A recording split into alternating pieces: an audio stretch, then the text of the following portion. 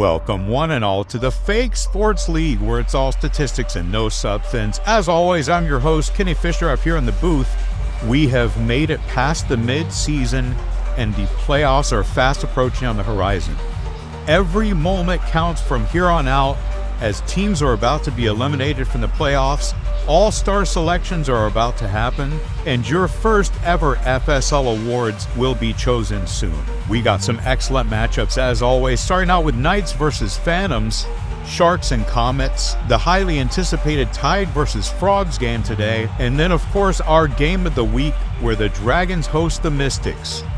There is a lot on the line this weekend. It's time to get things going. And we start things off in the Castle, where the Season 2 champions take on the Season 1 champions. A lot of history between these two teams. Greg Jacobs, the 5-year vet out of Ashford College, getting his first start with the Phantoms today. And Quinn McHugh looking to bolster his MVP campaign. 45 seconds on the clock, counting down. And it will be Courtney May to start things off for the Phantoms. Lee Cho strikes back just as fast. All tied up in the first game of this week, and Lee Cho 2-1, Knights take the lead. The Phantoms have one of the best defenses in the league, but Lee Cho extends the lead 3-1, 3-2 now. Chase Dubois shoots back. Jared Kelly with the takeaway. Can the Phantoms capitalize here? Pape takes it back now. The Knights with the possession, and the Knights score. Quinn McHugh off the quick break, but Octavio Bryn joins the action for the Phantoms, and Jared Kelly gets it right back. Can they close the gap? Yes, Chase Dubois ties it up 5-4. Lee Cho, and Lee Cho is on the ground. A breakout night for Lee Cho, 4 points in the lead with 1 second left. But Lee Cho is rolling around on the ground, grabbing at that ankle. Welcome back. Knights first rounder Lee Cho just limped off the field. Luckily, things don't look too serious, but he got injured off scoring his 4th point to give the Knights the lead with 1 second left on the clock. Phantoms will have time for just one more possession now to hopefully send them into overtime. We're expecting the best play out of the Phantoms playbook after they had some time to think it over. 1 second on the clock. Phantoms with the possession, and time will resume now. Stefan Bain with the takeaway, and Knights win it. Knights win the game. They threw up a prayer and Bain denied it. The Knights defense pulled together for Lee Cho, who had 4 points tonight, and McHugh has scored at least one in every single game he's played in. What a game between the two FSL champions. This brings us to the Cove now, where the Sharks take on the Comets. Good to see Sol Barr back in the lineup. The Sharks defender has been out for the past few games with a sprained wrist. Med staff cleared him this morning, and we had a report out on the FSL Discord, link in the description below. Let's get things going. Marcus Evans starts us off 1-0. 1-1 now, Jaden Little with the point. Rob Brock takes it back, the pass, and Jaden Little finishes. Comets take the lead. Al Key ties it back up though, and Wiley Little is on the board with the Comets lead 2-3. Cornelius Groves takes it back for the Sharks now. Can they do something with the possession? This game a lot closer than we thought it might have been, but Al Key delivers, and just like that, Sammy Swanson, the Comets are back on top. Al Key to tie it up again, but Sammy Swanson back again. 4-5, Comets with the lead. Donnie Earl this time ties it up, and Sammy Swanson the denier. We're under 10 now, and the Comets have the lead.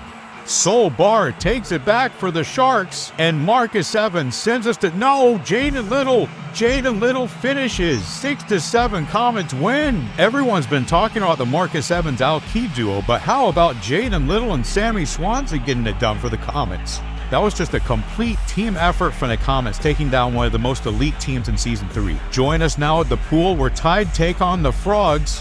A new face on this Tide team is Clyde Steele from the Comets is now on the Tide roster after the trade. Tide had to give up their 2nd-round pick for him, but will it be enough for the Drew Park-Benny Bront combo? Let's find out. 45 seconds on the clock, starting now.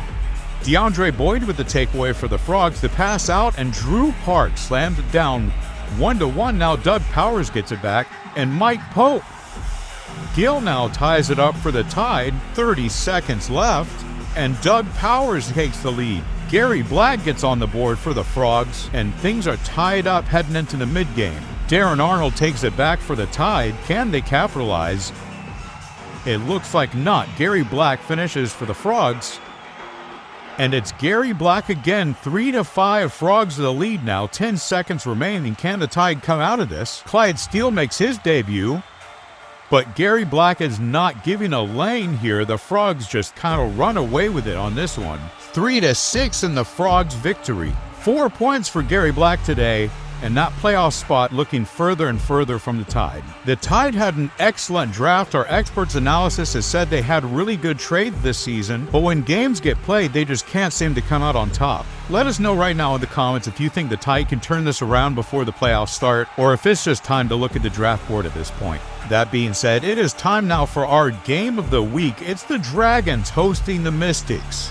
Tobias Fonseca and Burl Packer, two of the top-rated defenders in the FSL, as well as a very strong offense from both teams. Dragons with a three-headed monster, Mystics with a double first-rounders combo. You know the drill, 45, let's get it going. Keith Fraley scores first for the Dragons, but Carlos Gutierrez right back in there 1-1. Francesco Sage now 2-1, and Adrian Brown passes it to Keith Fraley for the score in the 2-point lead. Brown, the free agency pickup for the Dragons, making the most out of his debut today. And a very quiet mid-game from these two. It's an absolute chess match between these coaches, looking for that opportunity. And Francesco Sage finds a 3-point lead for the Dragons today. Tobias Fonseca takes it back, but Boris McLean takes it right back for the Mystics. And Percy Willis finishes the job.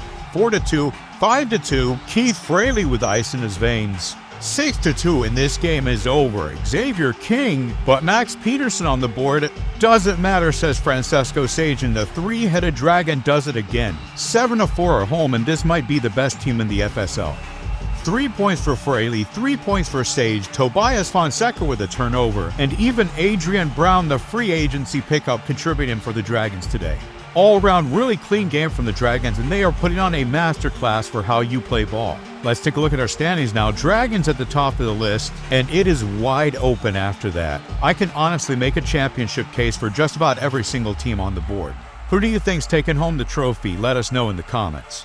A wild, wild week this week, and the playoff race is only just starting to heat up. Make sure you subscribe to the YouTube channel, rep your team in the comments, and let us know what you want to see in the FSL, because it's the community that makes this page great, and we will never forget that. That's it from me in the booth. Have a wonderful night, everybody. Get home safe.